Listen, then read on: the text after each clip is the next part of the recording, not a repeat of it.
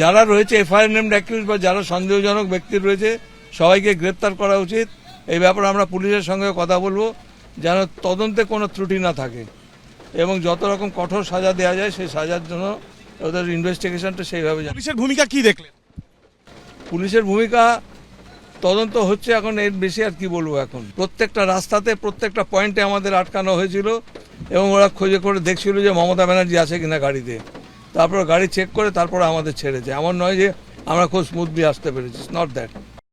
আমরা দেখা করেছি, এখানে ঠাকুরদাদাও ছিলেন, ছোট ভাইও ছিল, আমরা দেখা করেছি। মমতা ব্যানার্জির পক্ষ থেকে আমরা এসেছি। মমতা ব্যানার্জি এই ভিকটিম পরিবারের, এই আক্রান্ত পরিবারের পাশে আছেন, এইটুকুই আমরা বলেছি।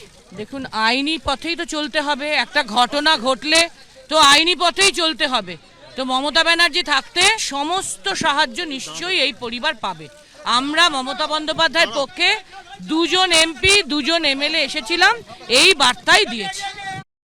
আমরা শুধু বলেছি নেত্রী আমাদের পাঠিয়েছে, আমরা সেই পরিবারের সাথে আছি, সেই পরিবারের পাশে আছি। আগামী দিনে সেই পরিবার যেভাবে আমাদের কাছে সাহায্য চাইবে সেই সাহায্যটুকুর হাত আমরা বাড়িয়ে দেব। আমরা কোনো রং নিয়ে, রাজনীতি নিয়ে কথা বলিনি, কারণ সেই পরিবার যে তার সন্তানকে হারিয়েছে, এখানে রাজনীতি নয়। শুধু আমরা চাই যে দোষী ব্যক্তি তার চরম শাস্তি দিক এবং আমরা সেই দল তৃণমূল কংগ্রেস নেত্রী বলেছেন আইনানুগ সকল সহযোগিতা আমরা করব। আমরা পরিবারের পাশে আছি।